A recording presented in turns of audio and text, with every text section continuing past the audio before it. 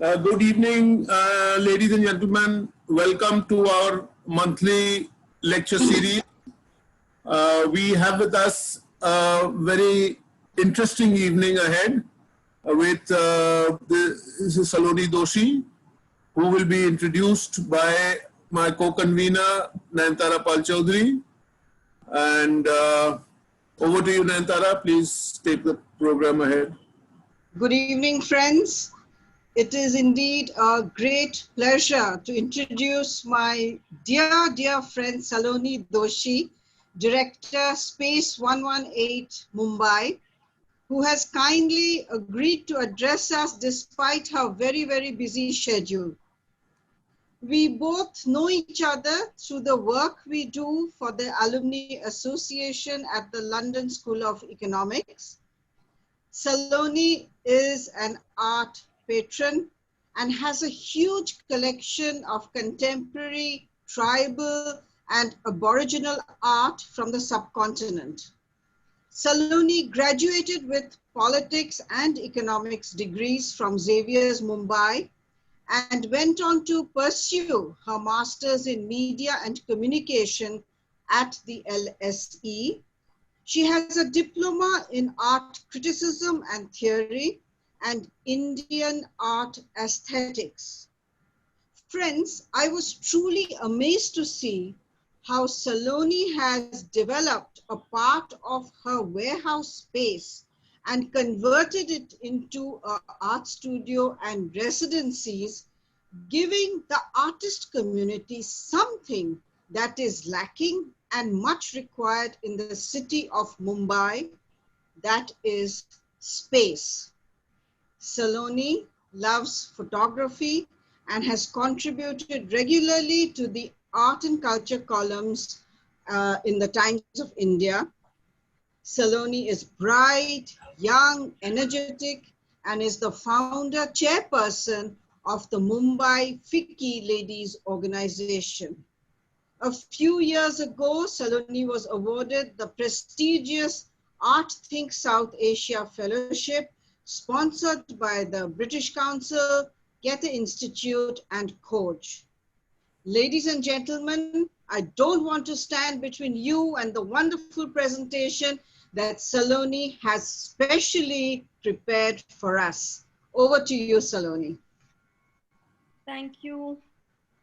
Thank you, Intact Calcutta chapter, Mr. G.M. Kapoor, as well as my dear friend Nayantara for inviting me to give this talk on museums of the future.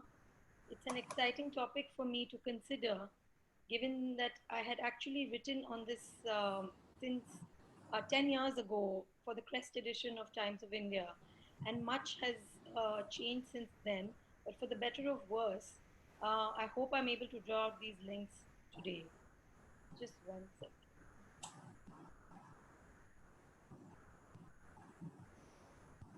You want to switch on the presentation?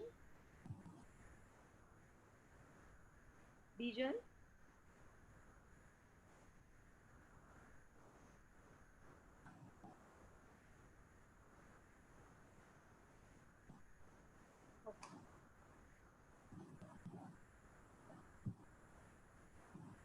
So I wanted to tell you a small story of, 1 second, you can start.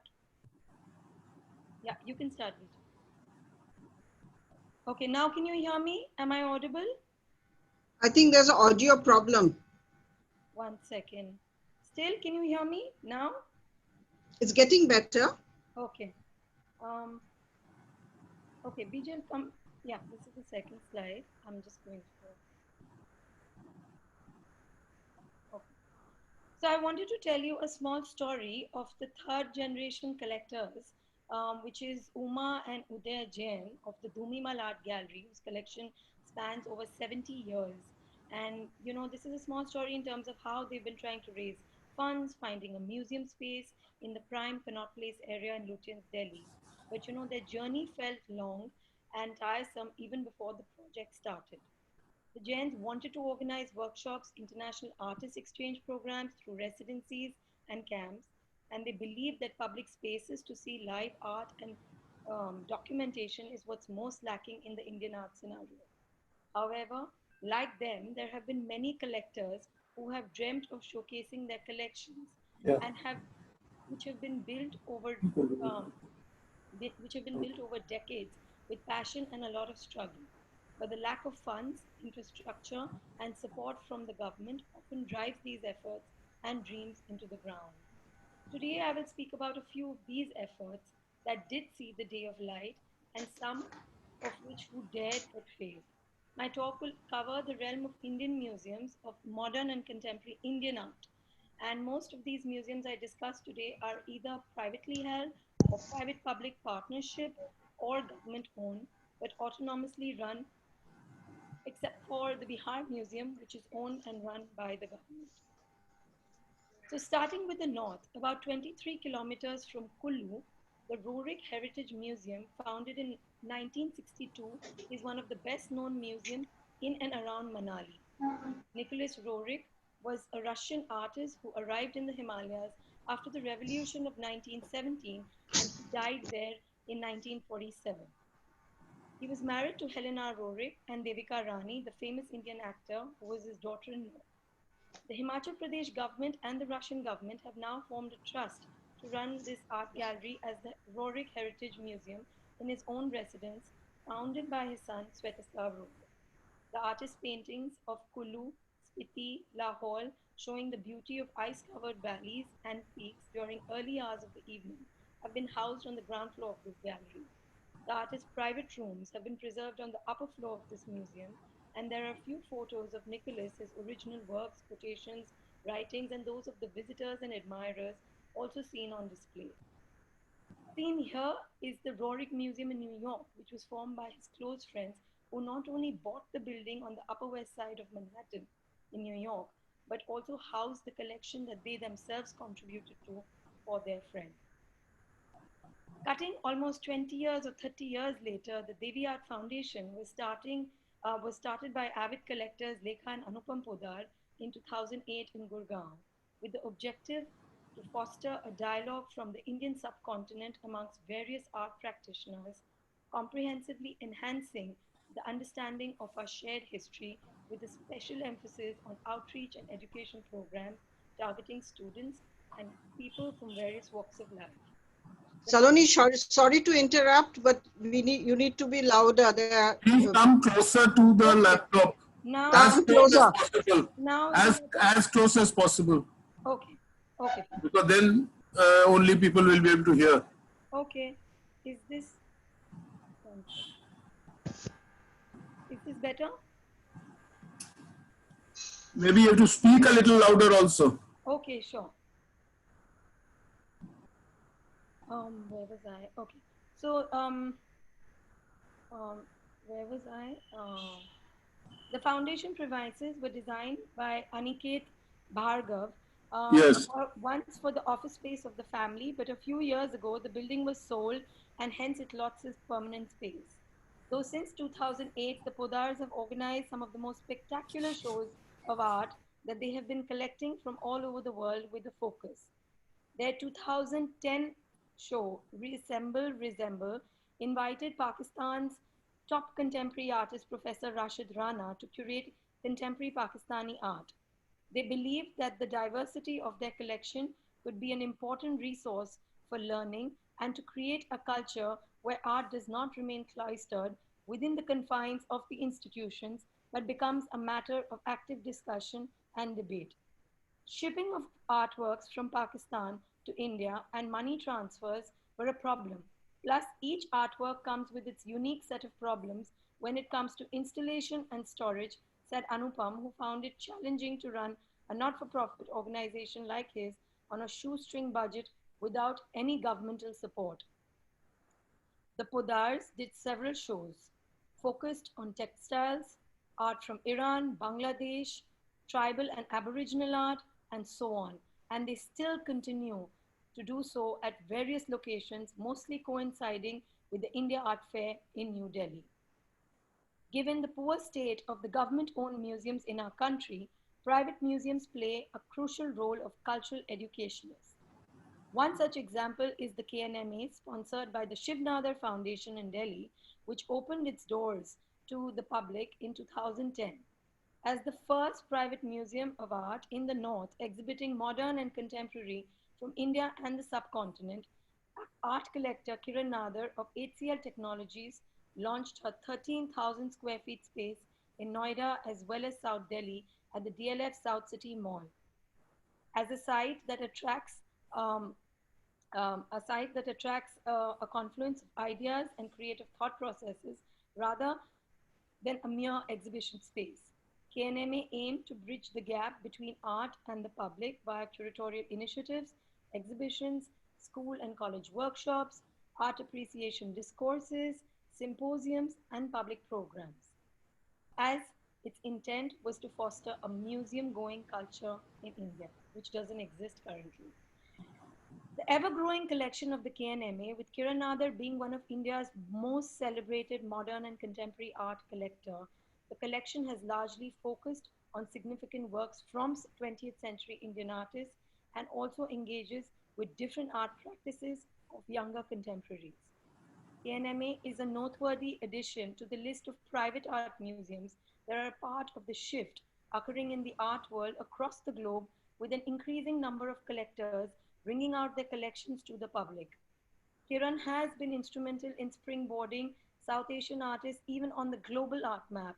She was responsible for taking Nasreen Mohammadi's retrospective exhibition to the Met in New York and the Reina Sofia in Spain in 2016, and she was the chief sponsor of the India Pavilion, which is the second time in the history of the Venice Biennale last year in 2019. She is now working towards the launch of her new museum space to be built in Noida by the world famous architect Sir David Adjaye in Noida this year. The work will begin by the end of this year. It's currently been stalled due to COVID-19. I'm now moving to another state in the north, which is Bihar, where the Patna Museum in Bihar, being the third oldest museum in the country, was established in 1917 with a large collection of archaeological materials and artifacts. But the opening of the Bihar Museum in 2014, now that we have two museums in Patna that function complementarily in terms of the historical periods they cover.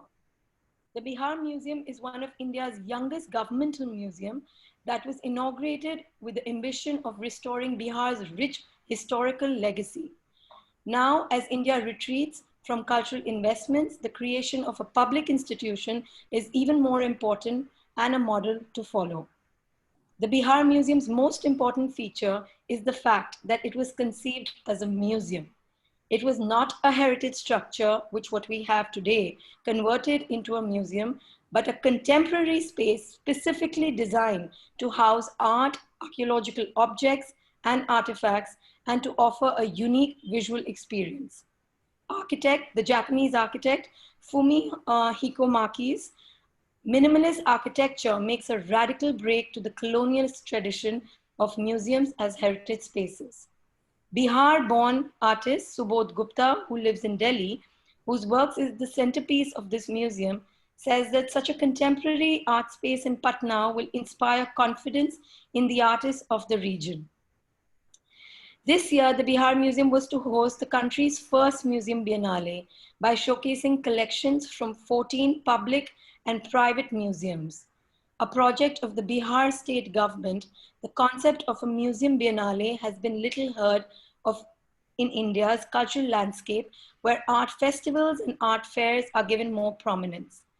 The Bihar Museum Biennale was to run from March 25th to June 25th this year, showcasing works from the CSMVS, the Kiran Nadar Museum of Art, the NGMA Piramal Museum of Art, and the Virasat-e-Khalsa Anandpur Sahib, but due to COVID-19 pandemic meant the show had to be dropped and is now postponed to 2021. This is a remarkable achievement in the history of Indian modern and contemporary art.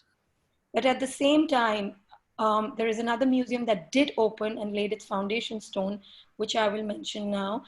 In the mid-1990s, Rajiv and his wife, Ruhi Savara, a lawyer by profession, embarked upon their collecting careers with Japanese Meiji art and 19th century Indo-Portuguese and Anglo-Indian furniture art.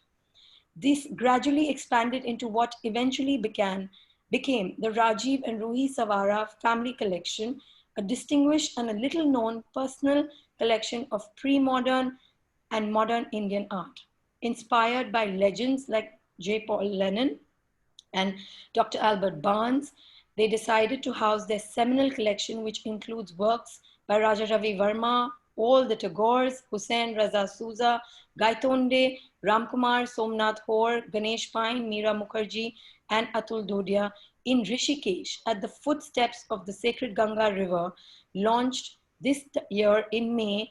They laid their foundation stone for the museum under the guidance and the presence of the Chief Minister of Uttarakhand, Trivendra Singh Rawat. Rather than building an archive that represented a range of artists from these periods, Rajiv and Ruhi collected specific artists and created detailed trajectories of their career with an emphasis on their critically acclaimed phases in a model that highlights the achievements of these artists. So they built their collection only around these artists, but they collected extensively of these particular artists. The plans to build have been put on hold due to the pandemic, but the work will resume soon. And the principal architect of the museum is Virendra Vanklu, together with Ankit and Priyank Jain.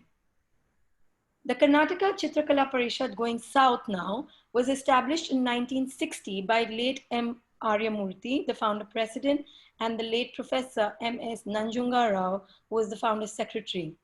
The Parishad started off on a 2.5-acre land lease by the government of Karnataka with initial donations from industrialist H.K. Kejriwal to house his collection of 375 paintings and 255 sculptures, his private collection, in 5 gallery rooms.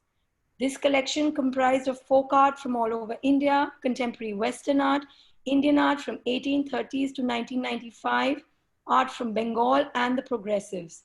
Mr. Kejriwal followed the American way of opening private museums as a cultural repository and to share private collections that the public can become objects so that with the public so that they can become objects of tourism, a concept which was new to India then and even now. Svetoslav Roerich, who I mentioned about earlier, also donated several of his paintings and those of his father, Nicholas Roerich, to the Parishad, hence acquiring 2 dedicated galleries in their name. In 1964, Nanjunga Rao, his Chitrakala Vidyalaya was also added to the Parishad and obtained recognition as an art center by the state's and national Lalit Kala Academy. By 1989, the Parishad had already added more galleries like the one which housed their state treasures of the Mysore painting, a graphic studio, a sculpture gallery, and an open-air theater, making it a full-fledged art complex. In 2003, 2 more large galleries for international and folk art were added, thus making it a landmark for visual culture in the city. The Karnataka Chitrakala Parishad now hosts a College of Fine Art and the Bangalore School of Visual Arts, offering graduate and postgraduate courses in visual arts for Indian and international students.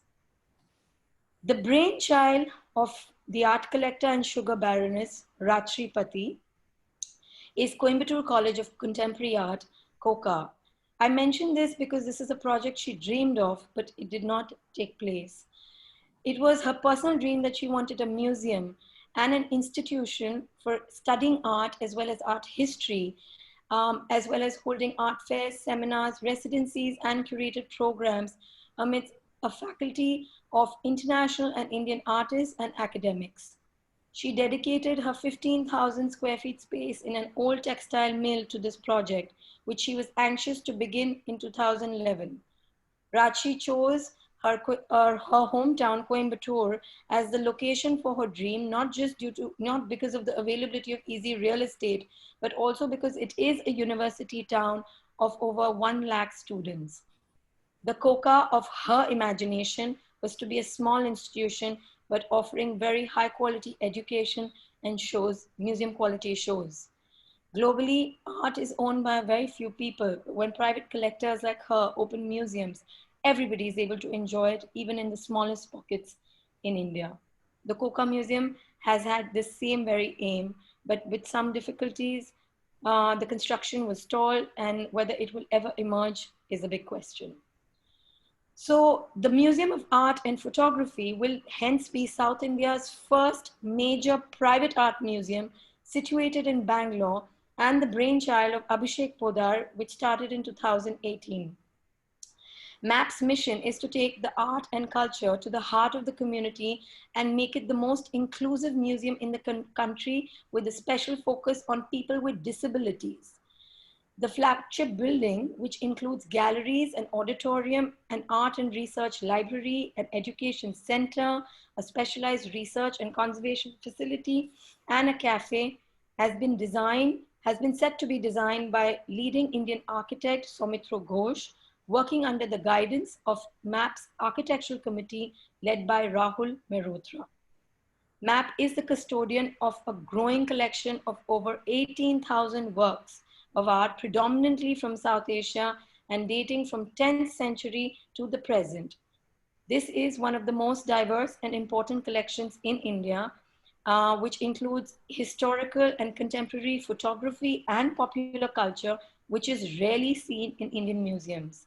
The collection covers 6 key areas: modern and contemporary, photography, folk and tribal, popular culture, textiles and craft, design, and pre-modern art.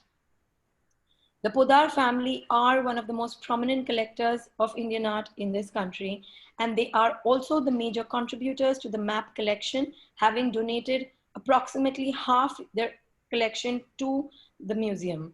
The rest of their family's collection is on permanent loan to the museum. Impacting the next generation is MAP's paramount ambition.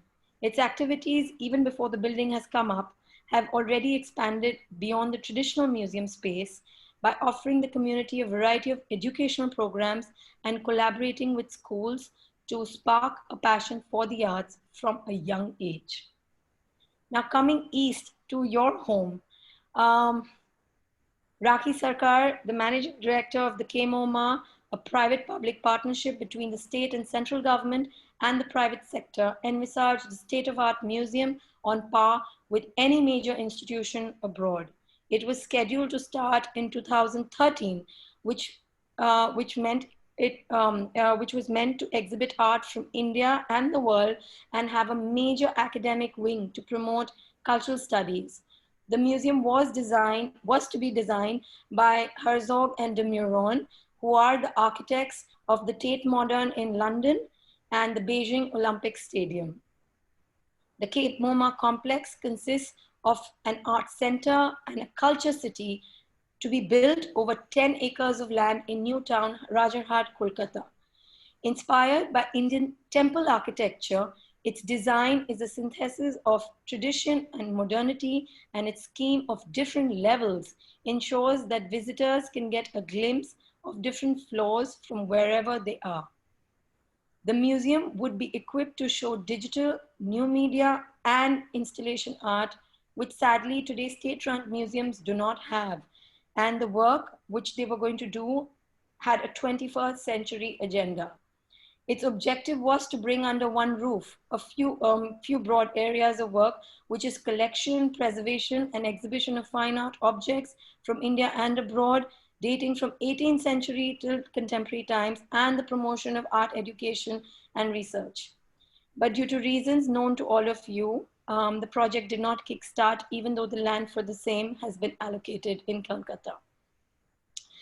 In the meanwhile, the Kolkata Center for Creativity is a multidisciplinary, interactive and creativity center designed by architect Pinakin Patel in 2018. And it was the first in Eastern India to make art accessible to the visually impaired and differently abled. Spearheaded by Richa Agarwal, its chairperson, the 70,000 square feet center has championed the art and cultural landscape of the contemporary India since November 2018. KCC was built from the passion of Mr. R.S. Agarwal and R.S. Goenka, the founders and the joint chairman of the Imami Group.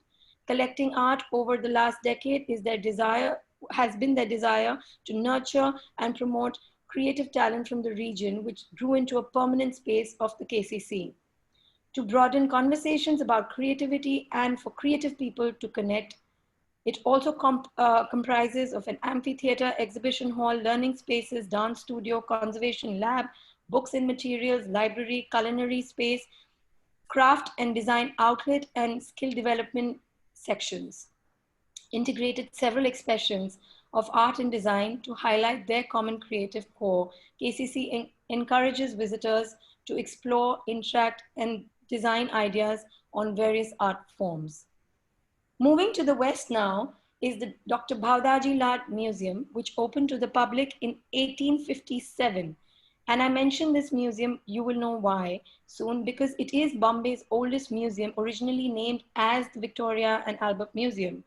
But it's the only museum where the focus is the city, and it showcases Bombay's art and culture through a rare collection of fine and decorative arts that highlight early modern art practices, as well as the craftsmanship of various communities that form the Bombay Presidency. The museum was in derelict condition when it was found when it was sort of revived in 2005, and it underwent a comprehensive 5-year restoration project, which was undertaken and spearheaded by its INTAC under the guidance of Tasneem Mehta, and supported by the MCGM, which is the Municipal Corporation of Greater Bombay, with a generous donation from the Jamnalal Bajaj Foundation, which also made it win the UNESCO's International Award for Excellence in Cultural Conservation in 2005. Post-restoration, the museum opened to the public in 2008 with an extensive exhibition program, and is still till today committed to promoting contemporary art and culture in our city.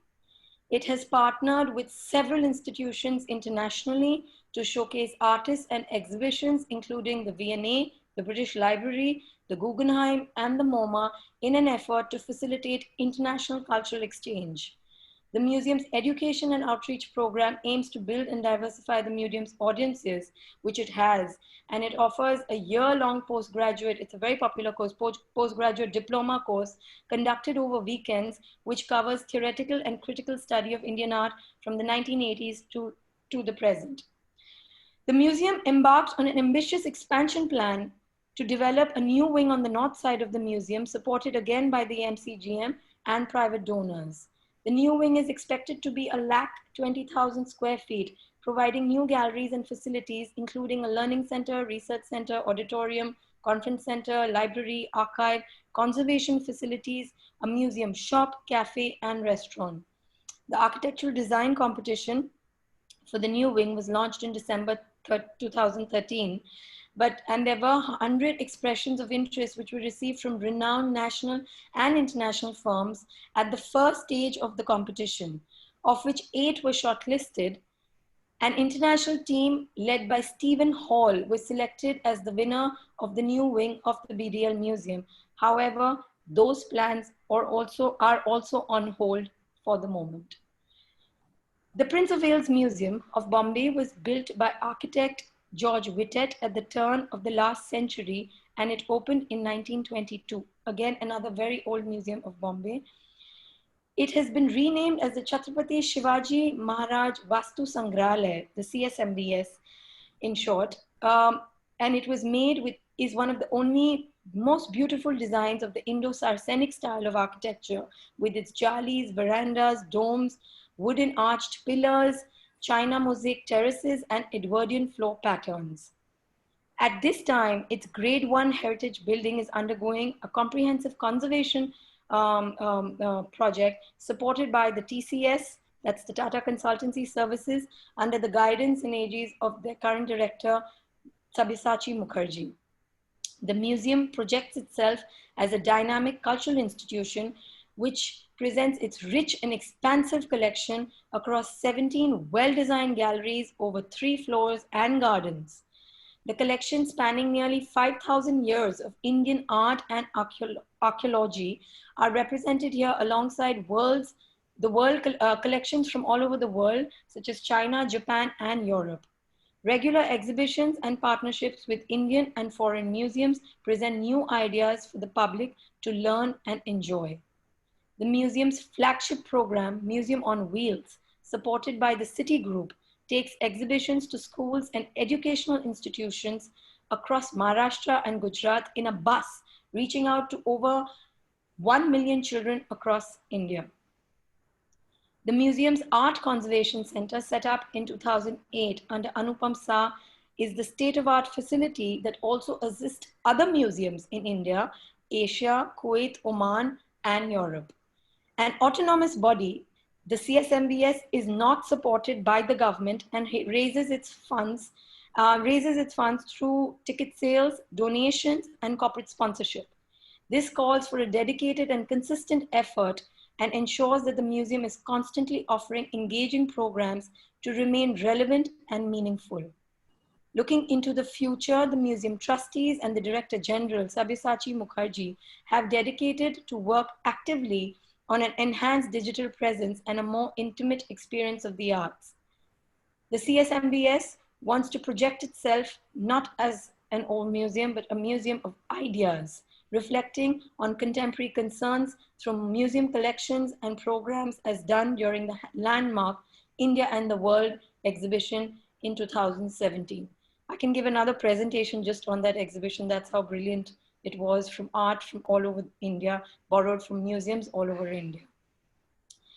The JNAF, which is the Jahangir Nicholson Art Foundation, entered into a collaboration with the CSMBS in 2008, where the collection is now housed. Jahangir Nicholson was the ex-sheriff of Bombay, a cotton merchant, and was also on the advisory committee of the NGMA. His collection comprised of 800 works of art procured between 1968 and 2001 by Nicholson. Who was an early collector of Indian modern art. This has now been put in a trust, which is managed by his trusted friends, Cyrus Gasdar and Kevan Kalyaniwala till today. This gallery of about 2,000 square feet, designed by Ratan Bartley Boy, bearing Nicholson's name, was created at the CSMBS Museum, along with storage facilities for the art, an office, and a library space. The JNAF forms the modern and contemporary art wing of the museum, where it hosts regular exhibitions and outreach programs. The JNAF collaborates with international museums and institutions on exhibitions that they put up at their show space. And they also have the entire collection of Jahangir Nicholson on their website, a move that most contemporary museums have made today. Since 2015, Jahangir Nicholson Memorial Lecture has been held at the CSMBS, where previous editions have been conducted by Dr. Homi Bhabha, Dr. James Kuno, Sunil Khilnani, Ghulam Mohammad Sheikh, and Timothy Hyman.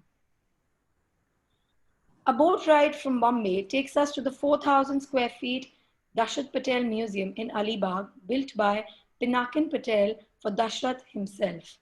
The museum's 60-year-old collection boasts of photographs that create a visual essay of the history of India from independence till today, ceramics, sculptures, paintings, and design.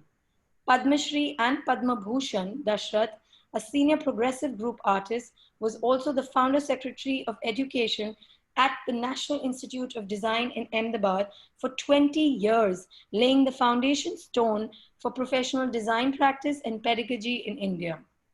An artist from Ecole de Beaux-Arts who shared the Bulabai Memorial Studios with his contemporaries like Hussain Raza Gaitonde Padamsee, Dashrath Patel surprisingly receives no mention in books on modern and contemporary art, though he closely collaborated with outstanding luminaries like Charles Eanes, Louis Kahn, Henri Cartier-Bresson, Frei Otto, and countless others.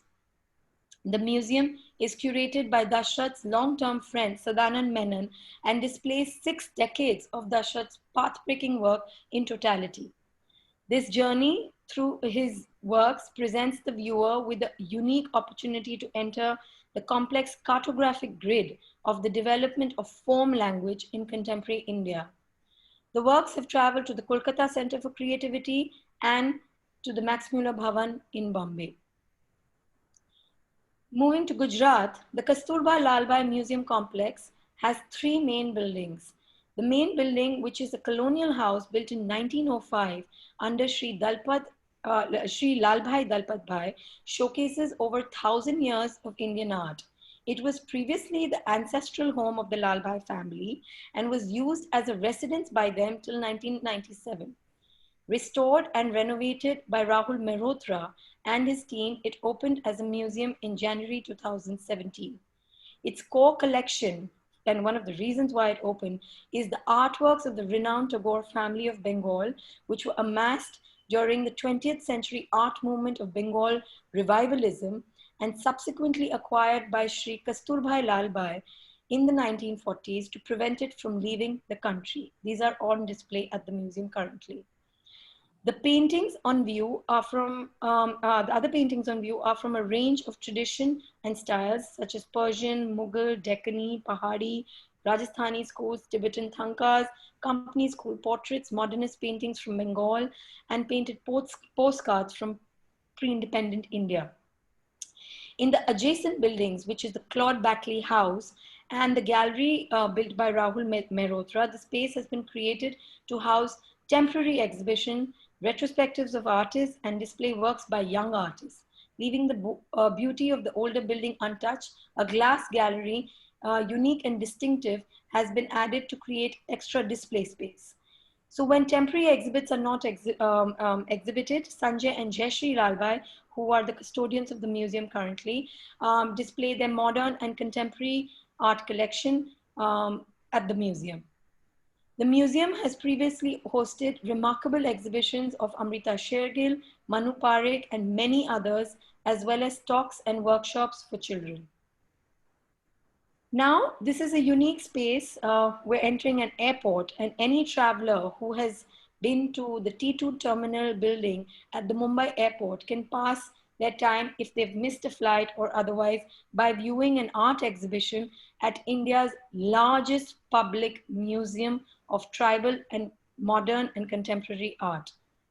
The art showcase stretches some 3 kilometers along elegantly curved walls of the Chhatrapati Shivaji International Airport. Modern art is at home here with 1,000-year-old artifacts from all over India. The special museum, with its 7,000 artworks by 1,500 artists at the Mammoth Airport, was a project initiated by the GVK Group. It is not only the largest in India, but could also be the most visited museum anywhere in the world, thanks to the 40 million passengers who pass through the terminal annually. The Geo is a scenography exhibit put together by 66-year-old Rajiv Sethi, a globally acclaimed scenographer, with the vision of Sanjay Reddy, who is the director of the GVK Group. The walls of the museums are painted up to 18 meters high and can be seen from every floor of the terminal. There are 28 sections in the entire altogether with a different theme and each managed by its own curator. For over 4 years, a team of 500 to 600 workers restored, repaired artifacts that were being sourced from all over the country. They got permission from the ASI to pick up things that have been thrown away or being burned. A lot of works were also created for the airport in workshops of arts and craftspeople all over India. At Jaiho, works from famous artists and painters like Manu Parekh, Ghulam Mohammad Sheikh, Nilima Sheikh, Vivan Sundaram, and textile installations by Ritu Kumar, Manish Arora, and Rajiv Sethi himself rub shoulders with unknown and less well-known artists from both urban and rural parts of India. Coming back to Bombay now, into the city, established in November 2015, the Piramal Museum of Art, with its primary space being Low Parel and its upcoming construction, and at museum sites at upcoming construction projects such as those in Baikala, Kurla, and Mulund. The Piramal Art Foundation was started in 2014 by Ajay and Swati Piramal to preserve the artistic heritage of modern and contemporary Indian art. The Art Foundation undertakes collection, preservation, and documentation of artworks for public display, as well as for research and education. The 7,000 square feet space, which is in Low Parel, is a disabled-friendly public access museum pioneering a dynamic exhibition programs that activates their rare collection of Indian contemporary and modern art. The Piramal Museum of Art has presented beautifully curated exhibitions featuring works of masters such as Abanindranath Tagore, S.H. Raza, Gaitonde, K. Ramanujam, K.G. Subramaniam, and Raja Ravi Verma, amongst the many others. These exhibitions have been critically acclaimed for their research and their intensive yet lucid approach to exhibition making and design. The definition of museums, as you can see, across the world is changing, and art moves from white cube spaces to unconventional locations such as these. Most of the newly constructed Piramal buildings have become locations for the museums, giving quality shows and providing a space for dialogue and debate. Riding this wave of change is the Piramal Museum of Art, with its galleries spread across various corporate complexes in Bombay. And last but not the least is the Museum of Goa in another state, actually a union territory, which is a private contemporary art space founded, again, it's an artist-run museum, private museum, by artist Dr. Subodh Kerkar in 2015. The museum was housed in a 3-story, 16,000 square feet building designed by the Goan architect Dean de Cruz in Pillarne, celebrating Goa's history and people through contemporary art. Adjoining the building is a sculpture garden which displays a few of Dr. Kerkar's works. And the Museum of Goa is envisioned not just as a repository of objects, but also as a laboratory of ideas where all forms of art are in constant dialogue with each other. The museum seeks to bring art and local history, the local history of Goa, to a larger audiences, and also is a pedagogical experiment in narrative history. Histories of Goa is a permanent exhibition at the museum, offering a glimpse into multiple histories of the state, highlighting less well-known tales of its storied past. The exhibition showcases contemporary artists from Goa as well as artworks inspired by the state. So now, knowing how long it takes to build a museum in India, especially when the new wing of NGMA Delhi took 22 years to build, we have realized that by the time the project in India gets completed or even starts, they're already outdated. Still, the need for new museums is imperative, as the current state-owned museums or government museums have become irrelevant to our times and to our generation, due to the lack of interesting, well-curated shows, important retrospectives, international exhibits, and publicity about all these. Galleries today, private museums, private foundations have constantly filled the gaps by holding retrospectives and museum quality shows. But is that enough? Is a question I ask. The challenges of building a museum have been remembered by many passionate collectors in this country. I have named a few, but they are mostly struck down due to, finances, politics with the governments, and many other factors. However, many have also come alive, and many are going to, with their magnificent initiatives and forward-looking plans. So is the future of museums of India still bright? I end my presentation with this today. Thank you. Thank you very much for a most fascinating journey towards museums of the country. I have a couple of questions quickly. One is from Mr. Devashish Gupta, who asks, why are so many new projects like Kamoma and the new museum at Mumbai, that is at Baudaji, not being implemented? The KMOMA, I'm not allowed to talk, is, it's understandable. There are problems with the government. So, I don't know why they have not been implemented, but the Baudaji Lad is it's one of the oldest museums. And it is only because Intact decided to revive the museum in 2005, and in 2008 it opened. In 2003 the work started. It took 5 years. Intact, led by Tasneem, with a major donation from the Jamnalal Bajaj Foundation. Hence, like I mentioned, these are all private museums or private-public partnerships. Without that, it's impossible. Bihar Museum in this presentation is the only one which is owned by the government and is currently still being funded by the government. So Bhavda Jilat is very much an active organization. No, And their expansion, is it? the expansion, again, I'm not allowed to talk, but yeah, there are problems. Okay, fine. The next question is from Kaveri Narang, also an intact member. Since the focus is a museum of the future, will there be any coverage of utilizing digital initiatives to reach audiences?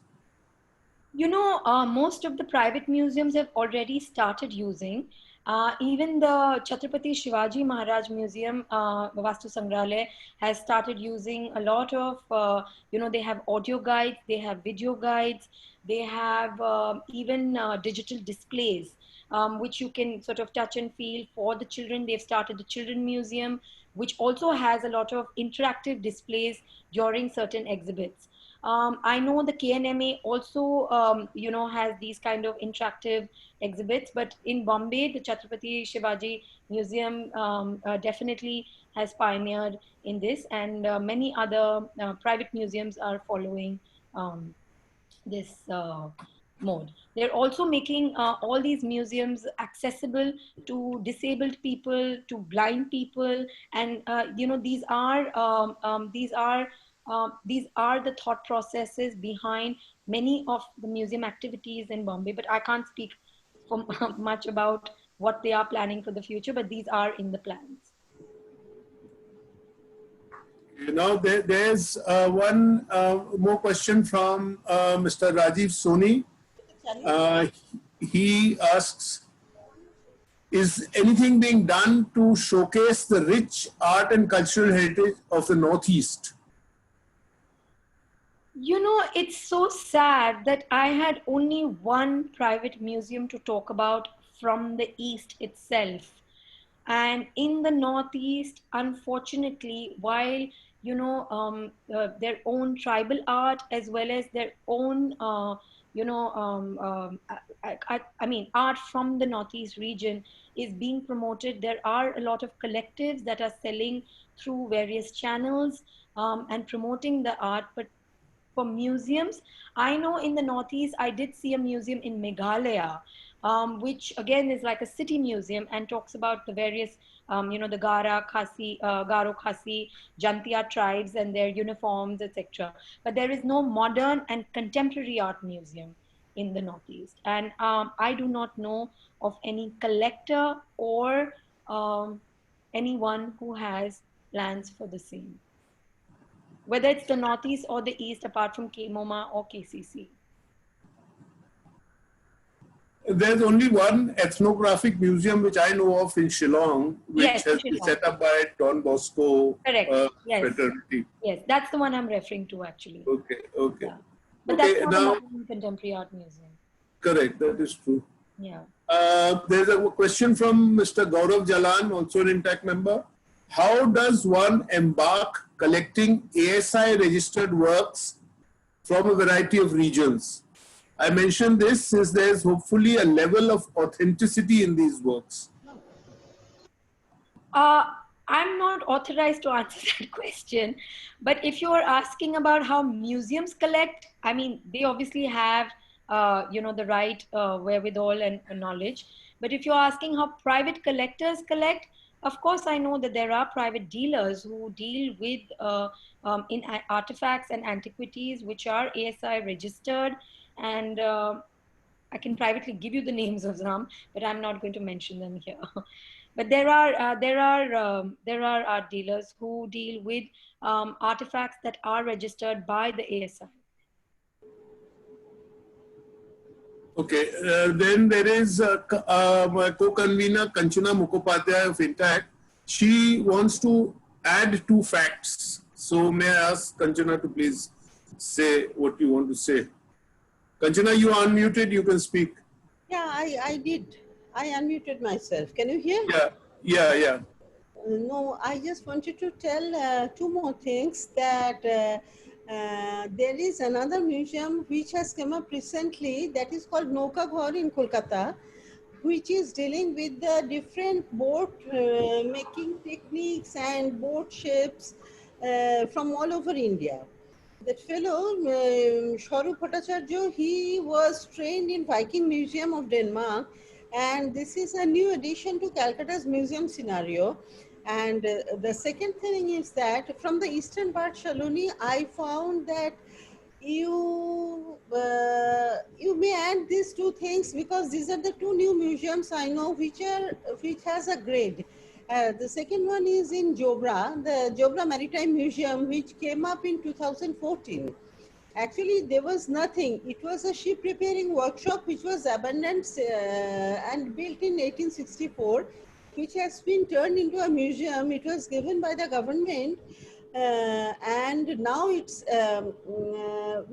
because they wanted to showcase the rich maritime heritage of Odisha, and they had almost nothing as original museum objects. So they have reconstructed almost everything, and once abandoned, the space was utilized by the boons and antisocials. Now it has become one of the most important tourist spots between Cuttack and Bhubaneswar.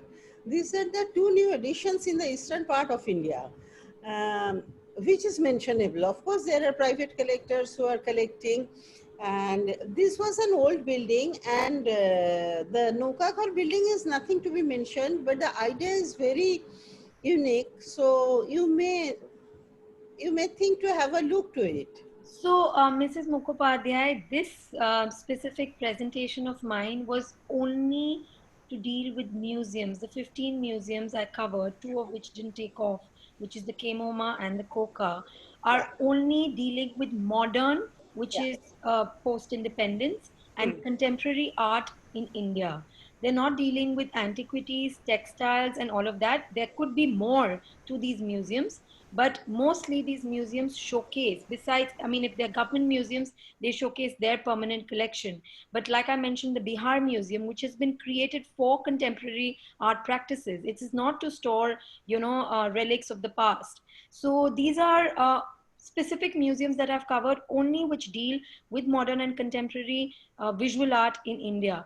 The ones you mentioned like that, there are many in India. I didn't mention the Tapi collection, which is one of the best collections for textile, started by the Garden Vareli family in Ahmedabad. There is the Calico Museum of Textiles in Ahmedabad. So there are lots of other museums which, focus on different things. But the ones I have covered in today's scope are only those that focus on modern and contemporary art, whether they're state-owned, whether they're private-public partnerships, or that they're private museums. It's art of the future. Yes. Yeah. Anyway, just to add that Jobra Museum is also an INTAC initiative, incidentally. Oh, nice. Anyway, so if there are no more questions, I'd request Kanchana to please convey our thanks to Saloni on behalf of INTAC. Yes, on behalf of INTAC, of course, it was a mind-boggling presentation because we never had the idea of these museums coming up, and they're so modern. So you have given us an inside view of these museums. I am really thankful to you, and I hope the INTAC members, they have enjoyed, and thank you so much, Saloni, for your presentation. On behalf of INTAC, our convener, and from myself, you deserve a great thanks. Thank you so much. Thank you, Saloni.